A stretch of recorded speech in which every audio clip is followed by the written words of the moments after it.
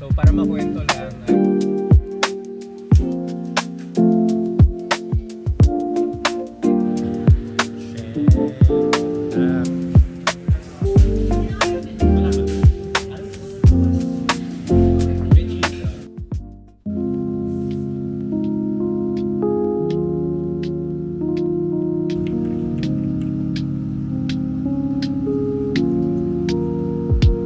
sunblock tayo ngayon kasi social tayo.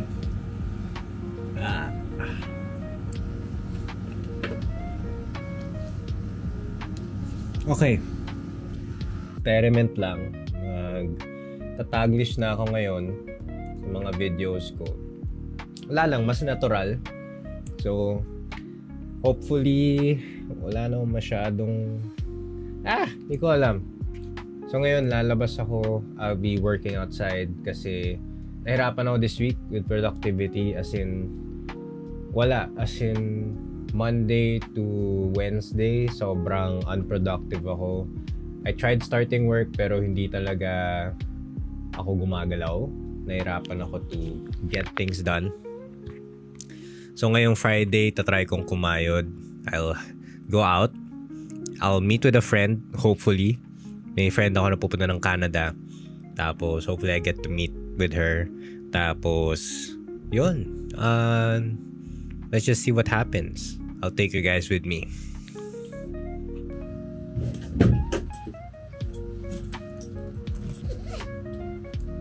Laptop. Camera. SD card. Gamot, di naman.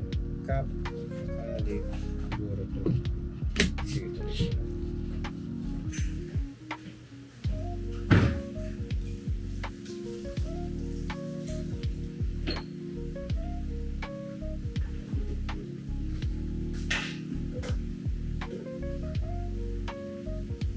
May bibiyalis na po. Bye-bye.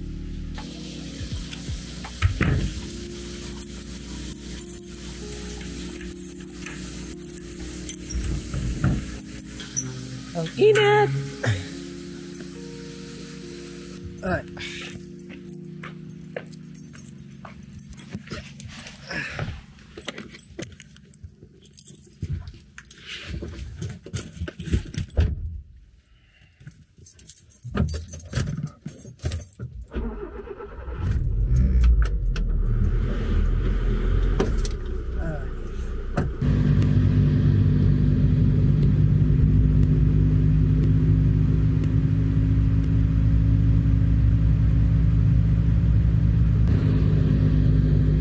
Grabe ang init sa Pilipinas.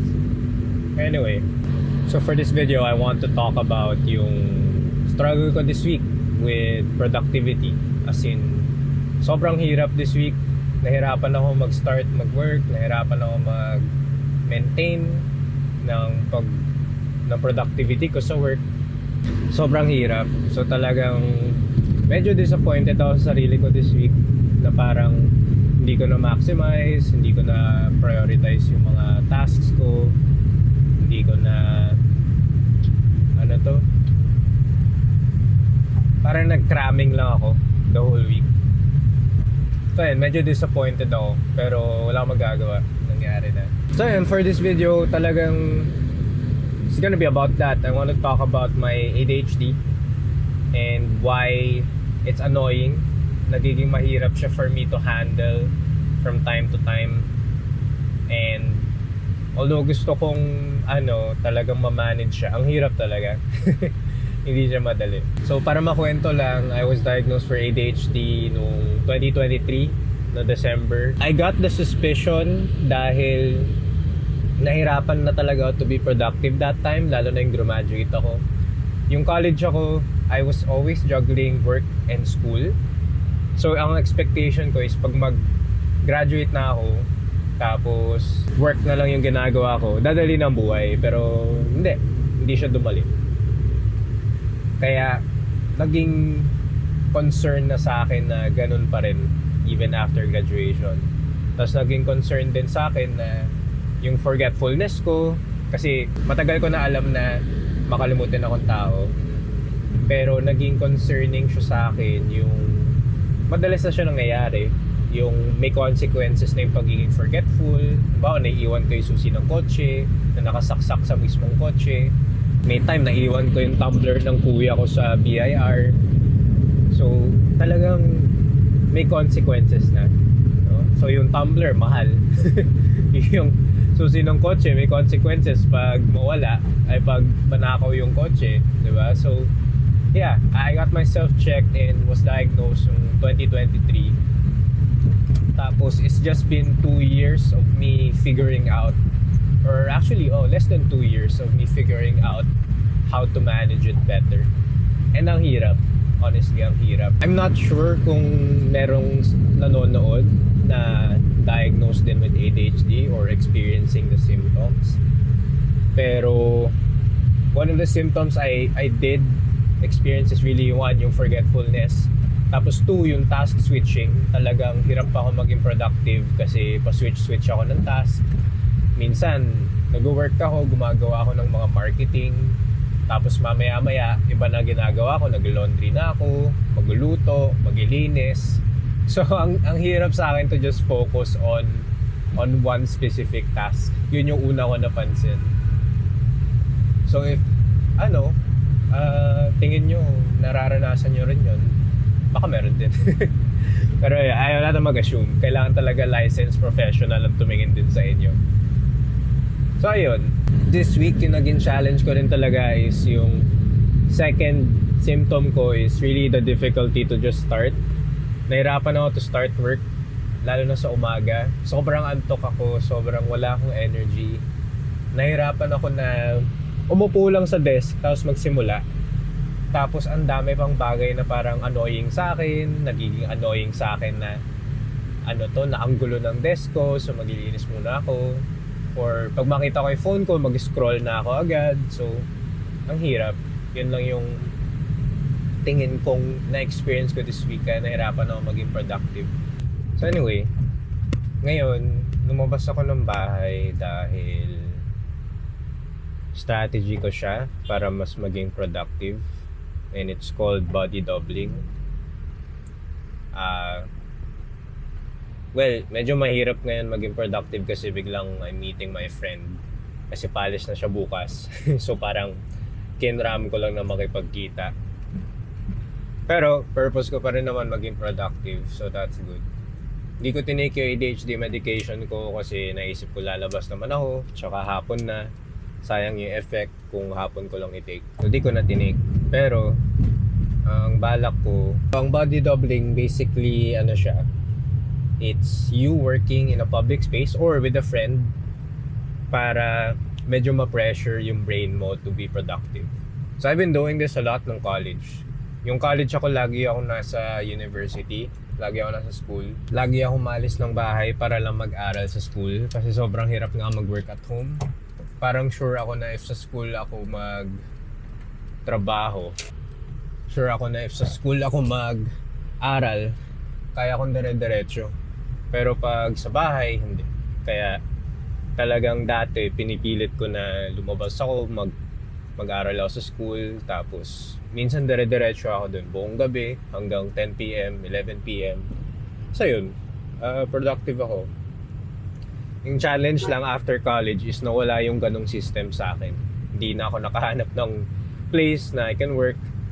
Yung lumipat kami ng bahay, yung wala na kami sa Katipunan, which is Tusan yung school ko dati, hindi na ako nakaka-co-work. Wala na yung university as a space for me to work, kumbaga. So ayun, yun yung medyo naging challenge sa akin. Kaya ngayon, dahil work from home ako, sobrang hirap to be productive kasi yung workspace ko is sa kwarto ko lang din. So tempting humiga, tempting na manood na lang ng YouTube, tempting na matulog. So ang daming temptations to avoid work. So ngayon, what I'm doing now is I am going out. Hopefully pag matapos yung meetup ko with a friend, maghanap na lang ng coffee shop, doon ako magtatrabaho. Yun, that's body doubling na. Pero ayun, ang hirap lang with ADHD kasi I have to do all these things para lang maging productive. I have to find my own ways to motivate my body to work, which ayun, struggle lang, pero hopefully I get to find a way para magawa ko to a lot more consistently. Ngayon kasi ang hirap lang kasi ang layo nga ng bahay ko from all the establishments, malayo sa mall, malayo sa coffee shops. So, as in malayo, parang magdadrive ka pa or long commute. So, hindi siya sustainable from where I'm living now. Ayun, kaya part din ng goal ko is mag-move out. Part din ng goal ko maghanap ng sariling space pag afford ko na. Ngayon kasi di ko pa kaya with my salary. Tapos hopefully yung mahanap kong apartment or lugar or place to live is accessible yung mga coffee shops, yung mga establishments, and maraming ways for me to be productive without being home. Yeah. So we'll see, hopefully soon. Try ko this year or next year.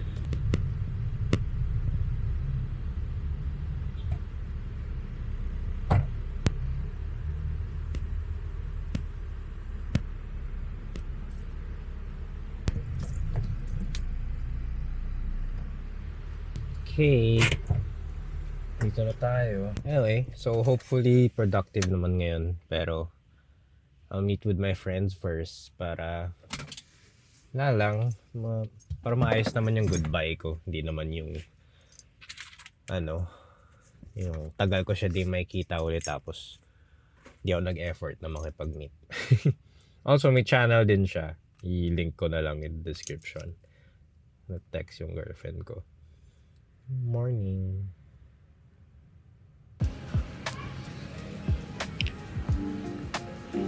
Sarap dito, malamig.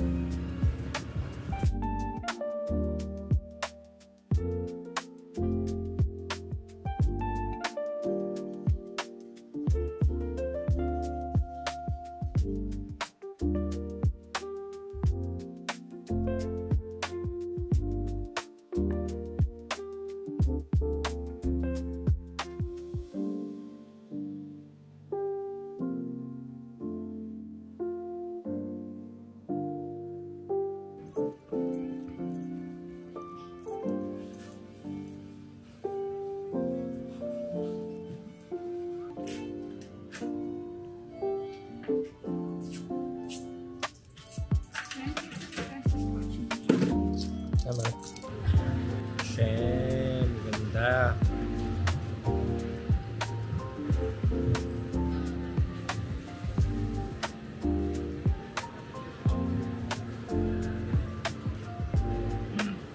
Ganda.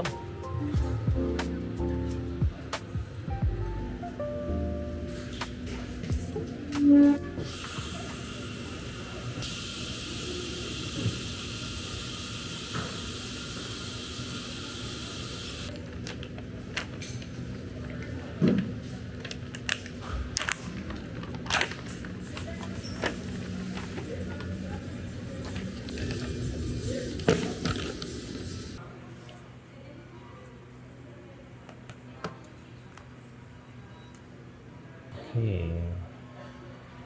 Turn natin magtrabaho. Ang pwede kong goal ngayon is tapusin ang presentation ko para bukas. Para pag uwi ko, wala na akong kailangan gawin. Pwede ganun ang goal. Ang kailangan ko lang naman lagi is nagsiset ako ng goal for myself. Ito sa Muji. Ito yung nahanap kong place na hindi sobrang ingay. Tapos may upuan. So, yeah. Ito mag-root. Ngayon, I'm on slide 19. Medyo halfway there naman na. Pero tingin ko kasi mag-add pa ako ng mga slides na tingin ko relevant.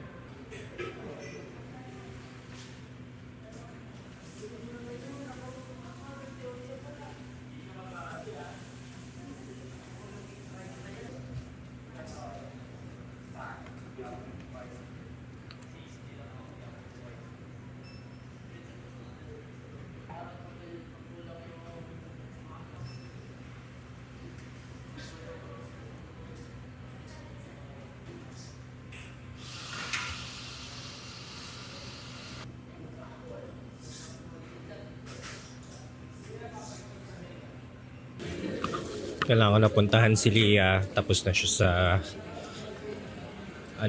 errands. Kami ay magla-lunch sa food court. Pupunta lang ako dun.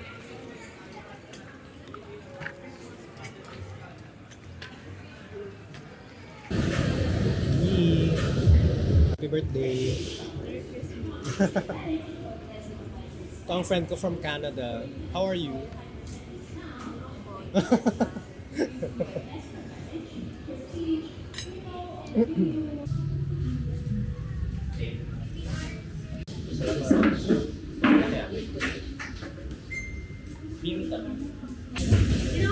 Wala ba doon?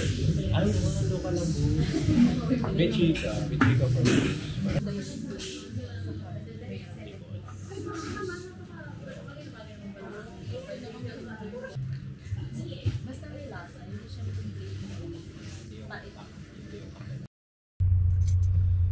Alright, on the way home. Tagal namin nagchikahan, which is I think alright. Kasi paalis na rin siya, baka next year ko na siya uli makita. So, sulit naman. Was I productive? No, not really. Pero I think halfway done naman na ako with my slides for tomorrow's workshop. So, tapusin ko lang sa bahay. Hindi na ako nagstay doon kasi namimiss ko yung aso ko. Tingin ko kailangan ko siya samahan sa bahay kasi medyo clingy si Shenka. She doesn't like being alone. Ayun, so, uwi ako para may kasama siya. So anyway, I still think the strategy of working outside, of doing body doubling is effective for me. I just think I need to have additional systems in place to make it effective. Like having a to-do list ready, which I didn't have today. Since honestly, I just need to finish one thing. I just needed to finish yung PowerPoint that I have. I also think I need to have the whole day clear just for work and to have a go-to spot for work. I think that's it. I don't have a go-to spot for work. Wala akong coffee shop na parang pupuntahan ko lagi just to work. Unlike yung college ako, parang lagi yung school ko lang. Pupunta ako sa school para mag-work. Tapos sure ako na may upuan, sure ako na hindi ako i-judge kung matagal ako. Ayun, I don't have that yet ngayon. So I think I just need to find a coffee shop or a workspace na dedicated just for work. Hopefully I find one soon, pero I think ngayon mahirap pa maganap kasi where we live is a bit far. So sa may Commonwealth area kami, so malayo yun from establishments. Pero I'll find one soon, tingin ko. So with my ADHD, I think buti hindi ako nag-take ng meds ngayon kasi talagang sayang kung nag-take ako ng gamot. Parang per medication I take is around 100 to 120 pesos na. Parang nagkape ka na. So if nag-take ako ng gamot ngayon, parang sayang lang. So at least hindi ko tinake. At least parang natiis kung wag i-take ngayon kasi mag-work naman ako outside. Pero anyway, let's plan how I do work next week. Tingin ko next week, ang pinakakailangan ko is shems, ang traffic. One of the things na I don't like sa Philippines, sobrang traffic. Some of the things I think I need to plan for next week are, one, having a morning routine. I think I need to go back to having a routine kasi sobrang baba pa rin ng energy ko in the morning. Bawa today I woke up ng 7 pero bumangon ako mga 9. So patulog-tulog ako, hindi ako bumabangon agad. So kailangan ko ng better routine para lang mas may energy ako. And sabi ng doktor ko, having exercise is helpful kasi it gives you the energy boost na you need. Pero sadyang hindi ko lang kasi ginagawa. So yun, kailangan ko mag-exercise sa umaga. Tingin ko gusto ko na mag-workout uli. Pumayat ako ng sobra the past few months, and I think it's because di ako nag-exercise, wala akong gana kumain masyado, tsaka medyo mas nag-focus ako sa work. So ayun, tingin ko kailangan ko lang mag-exercise para medyo mas magkaroon ako ng energy to work during the day. So those are things I need to plan for next week. I also need to have a clear goal for the week, na halimbawa klaro yung output para ma-distribute ko siya throughout the week. Kasi the thing about me is, pag hindi klaro yung kailangan ko ma-achieve, wala rin ako motivation to do work, wala rin ako motivation to finish stuff. Nangyari yun this week. Kasi hindi ako sure ilang videos pa kailangan ko i-edit, or parang medyo yung isang job ko, medyo on the spot lang nag-message yung creative director saying na, oh, need niya to, need niya yan. Wala kaming plan. Parang nadi-disrupt yung habit or yung ginagawa kong mag-plan for what I need to do today. Tapos follow ko lang yun. Kasi biglang may mga sudden stuff siyang hinihingi. So tingin ko next week kailangan mas maging firm ako na kailangan may plan para lang mas organized, para lang hindi ako all over the place, tapos klaro yung kailangan ko matapos. I think this week, although hindi ako sobrang productive, there needs to be some space for self-compassion. Kailangan I cut myself some slack pa rin kahit konti, kasi it's not easy having ADHD. It's not easy having yung fluctuating energy. As in, talagang there are times na I wish I didn't have ADHD. Pero wala eh. I just have to live with it. Pero madalas talagang winimiss ko wala ako ADHD. Even if sinasabi ng partner ko and other people na parang they like this personality that I have. They like the traits that I have and everything else. Productivity wise, nalulungkot lang ako na talagang hirap ako with productivity, talagang pa-switch ako in terms of interest. I feel like I could have achieved more if mas focused ako a lot earlier in my life. Halimbawa, if 2020 pa lang or 2021, I started being more focused on specific jobs, specific learning experiences. Naisip ko lang na baka kung naging consistent ako ever since then, baka higher positions na ako ngayon in work, baka higher salary na, baka hindi ko na kailangan mag-juggle ng multiple jobs. So yun lang, those are the things na naisip ko. Even with overall patience lang, tingin ko naging cause yung ADHD ng pag-shift out ko of engineering. Baka if I didn't have ADHD, baka nag-stick ako with engineering, baka mas nagka-patience ako to do software engineering. Pero wala eh. I was already at the point na nahihirapan na ako, nagiging impatient na ako, and the environment itself wasn't really helping my brain. So I decided to leave. Ayun lang, niisip ko lang what life could be kung wala akong ADHD. Tingin ko different. I know na I have my own journey and I'm gonna figure things out, like how things will fit in my life even with my ADHD brain.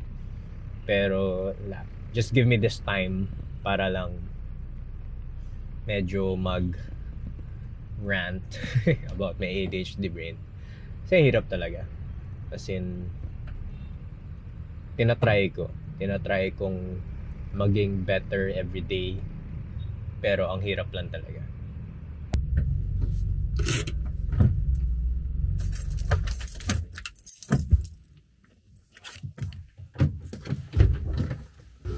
Okay, back home.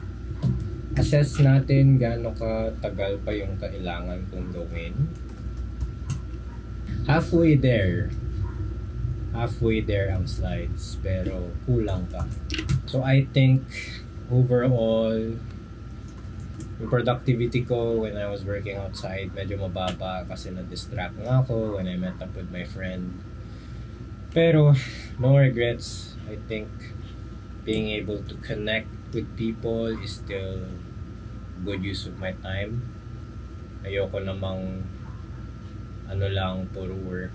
I think if irarank ko yung mga ginagawa ko daily, I would say na yung YouTube, pag-scroll ng social media, those are things na dapat low priority. Parang hindi ko waste yung oras ko with those things.